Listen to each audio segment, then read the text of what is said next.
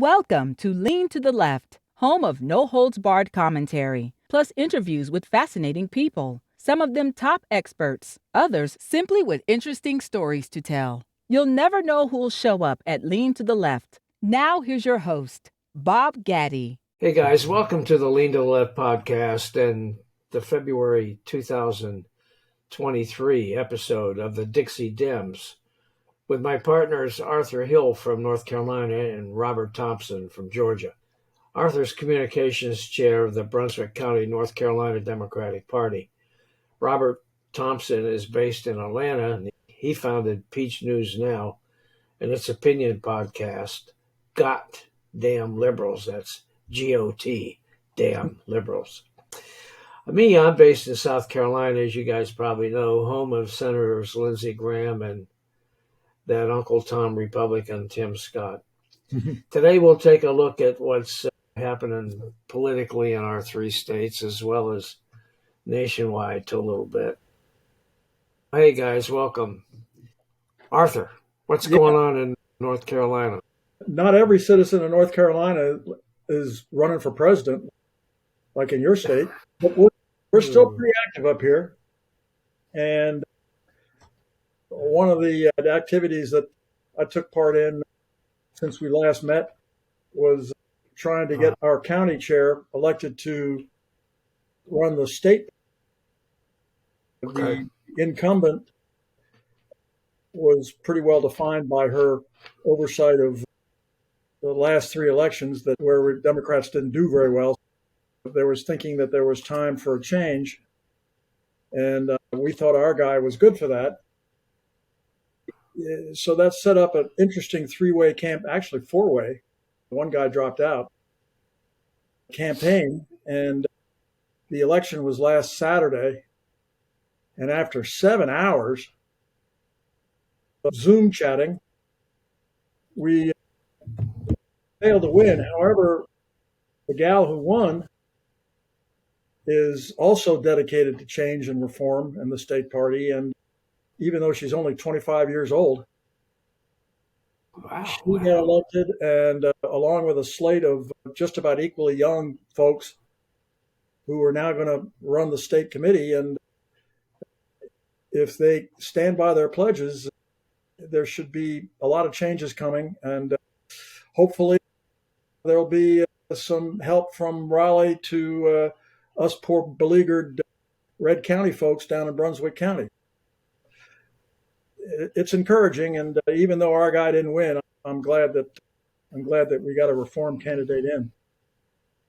Meanwhile, in the state legislature, I think I mentioned in our last episode that the legislature was considering a new version of the infamous bathroom bill that plagued North Carolina for 3 years back about 4 or 5 years ago. But I didn't know what was going on. All I knew is that there was something afoot, and it had to do with bathrooms.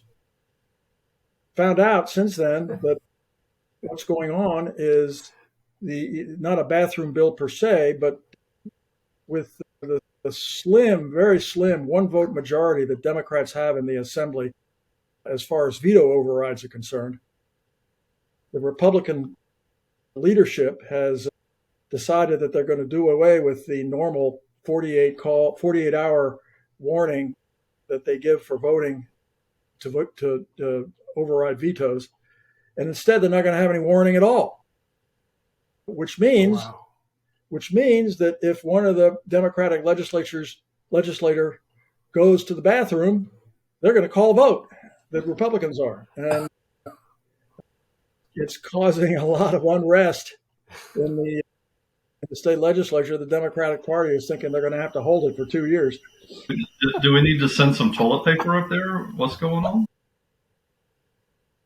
Antics and Shenanigans going on in Raleigh at the state level. So that's their version of the bathroom bill, huh? Yeah, that was the bathroom bill. Yeah. or wait, I'm sorry. Do they need Depends? Maybe they need Depends more than toilet paper. You can actually deduct on your taxes now. Oh, actually, if you follow the ads for various products like Depends, there's all kinds of There's all kinds of new innovations coming. There's another one. That's right. Oh, man. It's going to be pretty smelly in there, too. That's pretty sad. That's a real pisser. Oh, that's the funniest one I've heard in a while. All right, you got anything else for us, Arthur? Yeah, there's a couple of other bills that are going on that they're a little bit more serious. The Senate passed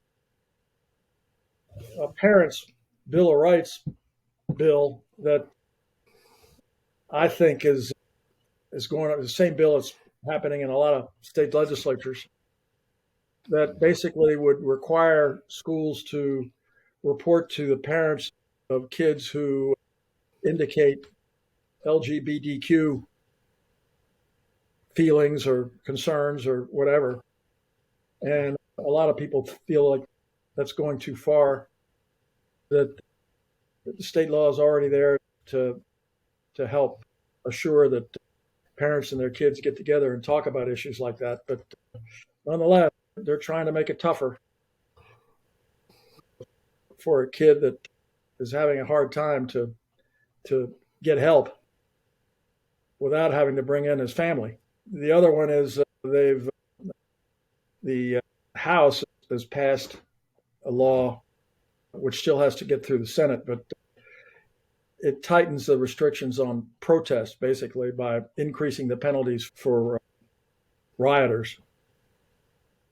They already have a law that's pretty stiff that was approved in a bipartisan measure last year. The governor signed it, but now Republicans want to make it even tougher, and so there's legislation to do that. I think both. I don't have any proof of this, but I think both of these bills generated statutes, the American Legislative Exchange Council, because it's pretty much the same things going on in a lot of other legislatures. And it suggests that this very conservative Washington-based group is trying to get tough legislation passed on both these fronts. But that's what's going on at the legislature. Okay. And we'll see what happens. Okay. Robert, what's going on with you? I'm still looking for the Republican plan to fix inflation. Have you guys seen or heard of it? I haven't really. They have fixed it. It's going away. It was. Oh, it just disappeared. So they're a bunch of magicians, and it just disappeared. Yeah. Oh, well, then that makes sense. It's part of the stew that they've cooked up in their cult. Oh, okay. And does that include a new 23 to 30% sales tax too? I think that's an ingredient that hadn't been added to the stew yet, but they're working on it. Oh. I feel like the cauldron is just bubbling over. It doesn't feel like to me that this is helping a lot. But, that this is what they do. So similar here in Georgia, and this ALEC group, it's the acronym is ALEC, right? Is that right? Yep. Yeah. That stands for what? American Legislative Exchange Council. There's a bunch of folks up in D.C., and they write model bills for state legislatures to approve. And they've done a lot of work. They're very conservative, very right-wing, and a lot of the Republican-dominated legislatures around the country are picking up on their proposals and just passing them. Huh. Bob, it's a lot of copy-paste. Yeah. Advancements in technology, you can just write up a bill, send a Word doc, and just copy-paste and submit. And do we really think this time around it's going to work out any better? I don't know. But it's going on here in Georgia. There is a bill to say that should a young person come in and talk about transgender topics or anything like that, that the healthcare worker cannot recommend any sort of treatment for them. And so now, sorry. Yeah. Or the teacher, anybody, nobody. Yeah. And as a matter of fact, fact, this whole, yeah. Yeah, they're required, if a kid does go and talk to somebody like that, they're required to tell them. Which in conservative Southern America is a great idea, said no one ever. So it comes back to this is what the Republican Party thinks is important. Oh, and by the way, Social Security and Medicare. If I'm not mistaken, the age for Social Security goes up to 67. That was already put into place by Republicans. Does that sound right? So that, as far as I remember, the next age increase for Social Security takes it up to 67 for the full benefit. Does that sound about right? That's about what is it now? I think it's close to that. To look at the details, but let's remind everybody that Republicans did this to actually weaken Social Security. Yeah. It was Republicans that have this massive. When you guys actually sit down and watch any TV, how many times do you see a Medicare Advantage commercial? All the time. It's because Republicans decided to privatize Medicare and have that extra option out there. Yeah. And I don't see this going anywhere good. And the interesting thing during the State of the Union address was all the Republicans denying that they've talked about sunsetting Medicare and Social Security, and they've all denied it, but they're on tape as endorsing it. They're on the record as endorsing just the same thing, if not eliminating it altogether. But in the meantime, they get you with little bits and pieces like the option we're seeing all the ads for now. I was fun with the way Biden stuck it to him in the State of the Union over Medicare. I thought. I don't know what it's going to take. I guess it's going to take people losing benefits. I don't know what else to prove to them. There's already another news story, not only just in Social Security, but also Medicaid coverage. Yep. And they're saying millions of children are at risk of losing Medicaid coverage starting in April. That's probably due to the COVID stuff expiring. Yeah. Republicans are not talking about that. They're talking about all these other things we're talking about here. Let me ask you this, Robert. What was the reaction in Georgia to Marjorie Taylor Greene's goofiness at the State of the Union, where she was calling Trump a liar and yelling out and all that stuff? In my circle of friends, it's embarrassing. Yeah. However, in her ruby red Northwest Georgia district, they're all bitching about transgender children running around and all that. It's so unfortunate. It's so night and day in black and white. And you cannot find these people to come to the center of anything. It's so unfortunate. Yeah. That's too bad. What else you got in Georgia there, Robert? So it's not as big of a deal, but I think you guys can relate to this. It was very interesting to see that there is allegedly a bipartisan group that wants to bring the state and local option sales tax exemption. So if you might recall, thanks to Republicans, not near as many people can itemize anymore.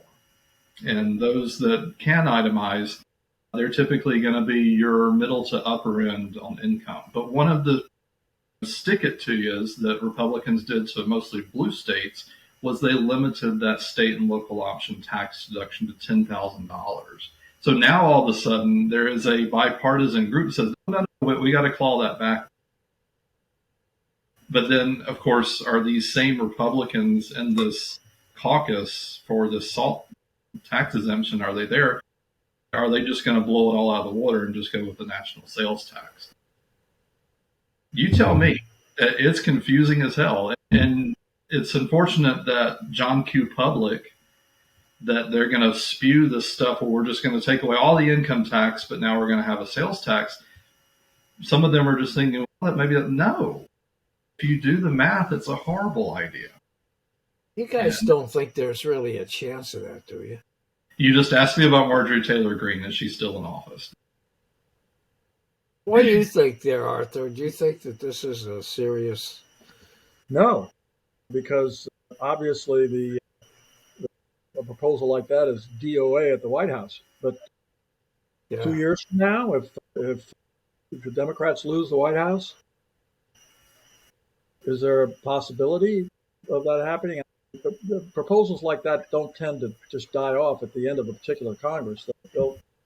they survive, lead over to the next one. And so, yeah, is it possible in the next 2 years? No, but is it possible in 2025?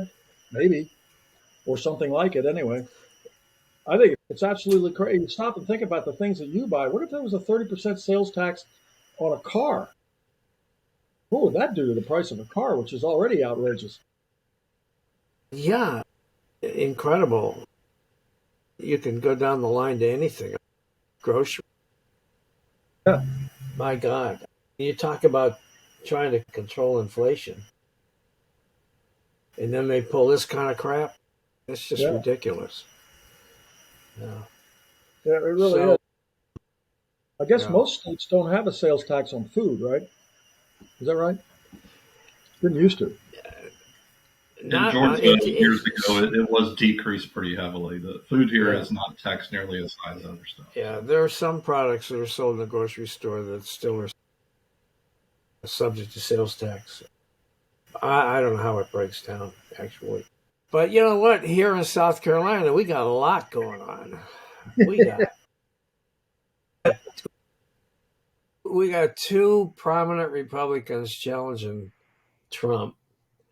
Nikki Haley, who just announced that she's running for president. She's pretty popular among some people in South Carolina. When she was governor, last night I was watching the local news. The newscaster, who was supposed to be unbiased, was all over Nikki Haley. Oh, God. It was disgusting, at least to me. Anyhow, she's pretty popular. But most of the Republican hierarchy, they've all endorsed Trump. So he's got to be considered the favorite for the nomination. But so I was going to ask Nikki Haley, Sarah Palin. Yeah, we're going to get to Sarah Palin in a minute. Which is, I don't know, what's your lesser of two evils? Well, I don't know. I think I'd take Nikki Haley over Sarah Palin just because she's cuter. Nikki Haley scares me as a Democrat. Well, she should. She sounds so nice and everything, but when you listen to what comes out of her mouth, she's right-wing personified. And anyhow, then of course we got this Tim Scott who thinks he's going to run for president, and he's nothing. I can't see. And they have a story. Many Republicans may run for president, and most don't stand a chance. Yeah. I was going to ask, what is Nikki Haley even doing these days? She's not the governor, right? She's not the governor. She's certainly not the ambassador to the United Nations, which Trump appointed her to, which is why she's not governor anymore, because she took that job. Henry McMaster got elected governor and then got reelected. And you talk about a right-wing nutcase, wacko, that's Henry McMaster. So she just put her finger in the air and said, oh, I think I'll run for president this week. Yeah, I think so. So anyway, there's a long way to go, but these two are certainly long shots. I'll tell you, South Carolina put itself in a pretty good position to be influential, though, in the selection process, with the Democrats making it the first state in the primary season. Yeah. As a reward for turning things to Biden last time around. And then the Republicans, looks like they're going to be the fourth state to have a primary. And if that's the case, that'll put them up in the front end of things too. And I saw a story today that said that there's going to be probably a 3-week delay between when the Republican primary in South Carolina is held and the one prior to that. And I can't remember the state that would be prior to that, but there'd be 3 weeks there for South Carolina to be getting a whole bunch of attention. I think that it's going to be a pretty busy time in South Carolina, and they're going to be. They're going to, but you know what? Politics is not the only news we have here in South Carolina. You know that. We had a Chinese spy balloon here. Oh yeah. It's all those Canadians coming down to Myrtle Beach. And There are a lot of them. But anyway, we have this Chinese spy balloon. It was shot down.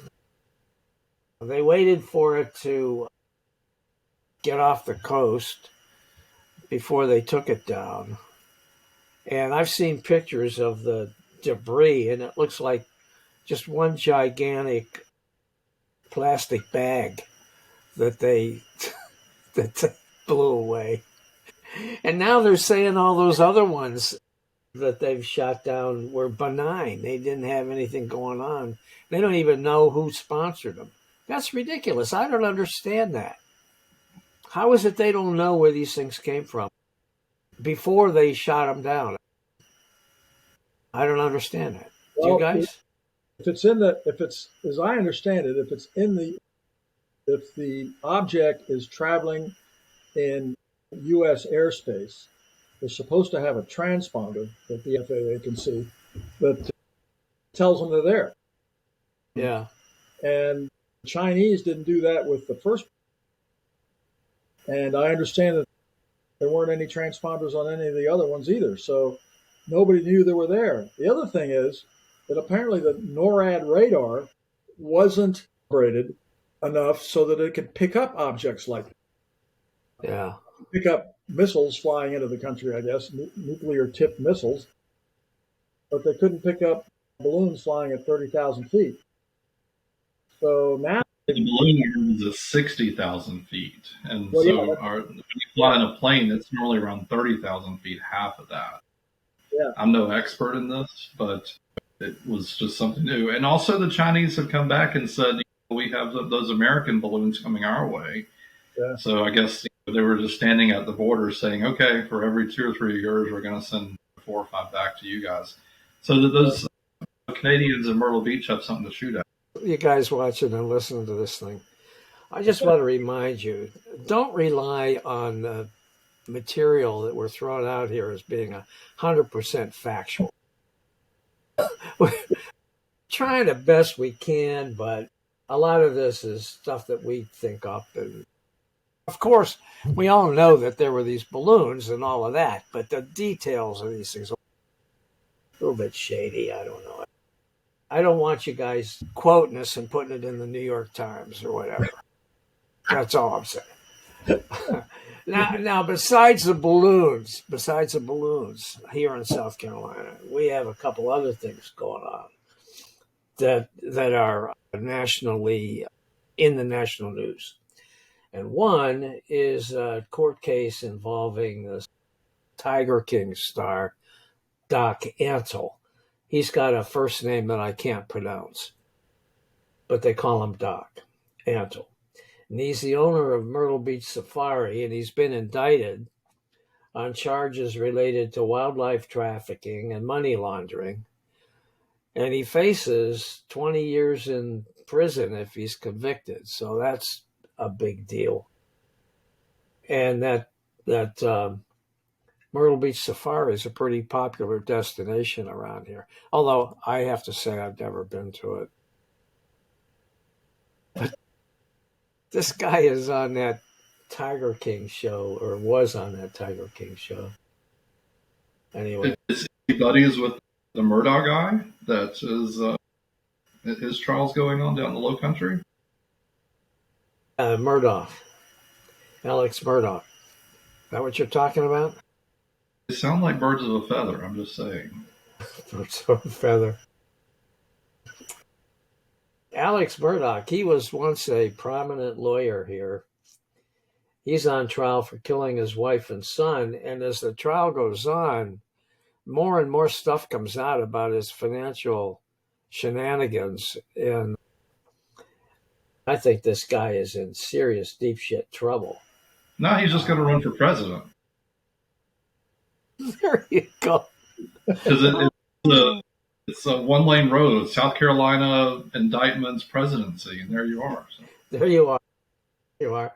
But you know what? This guy, he comes from a very well-known and powerful political family. His father, grandfather, and great-grandfather, all three served as top prosecutors in their area of South Carolina. So I guess you could say that Alex Murdaugh is the black sheep of the family.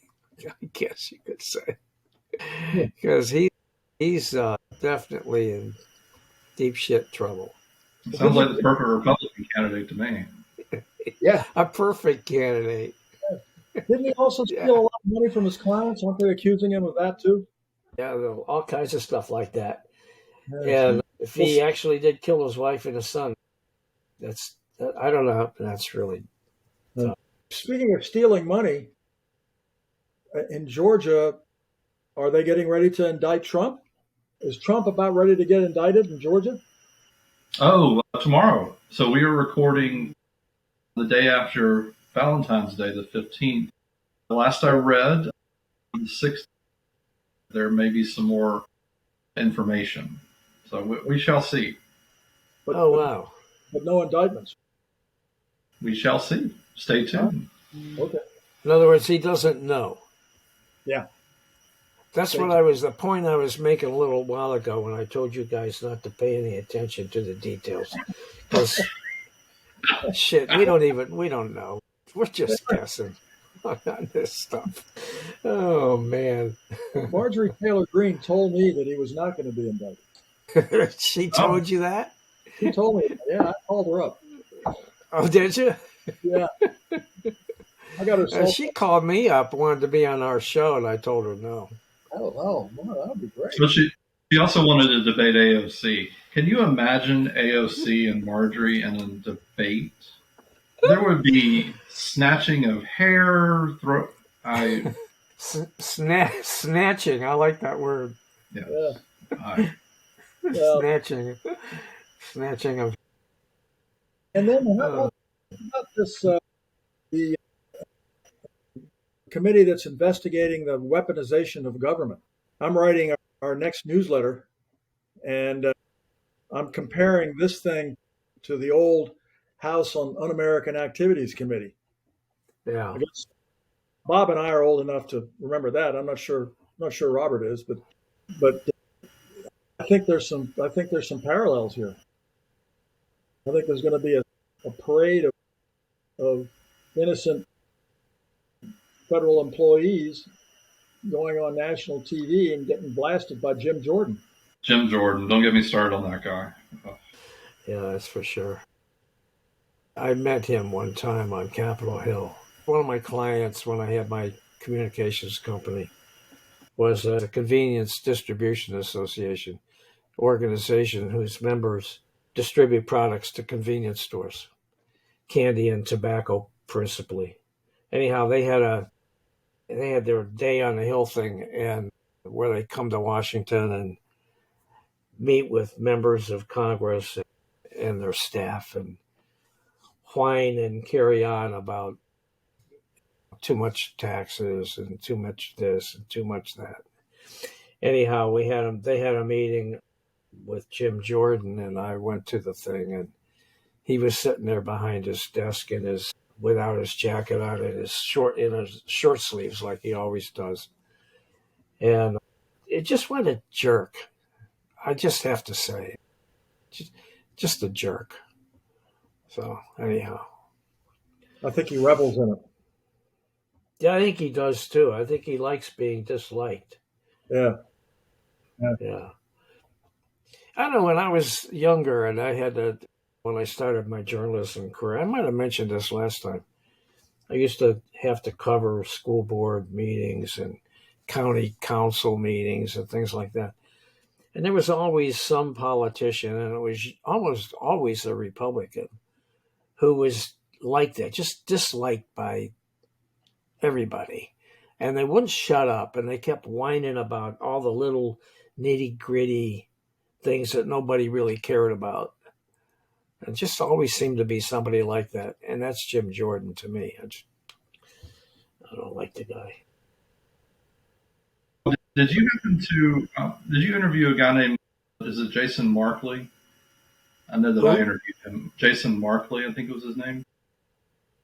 Maybe you want to sit down, but he deals with mental health a lot. And we didn't quite, maybe I need to have him back on, or maybe we'll bring him into one of these discussions. But these folks that are just so extreme with their political stances and you can't reason with them, there's something mentally going wrong there.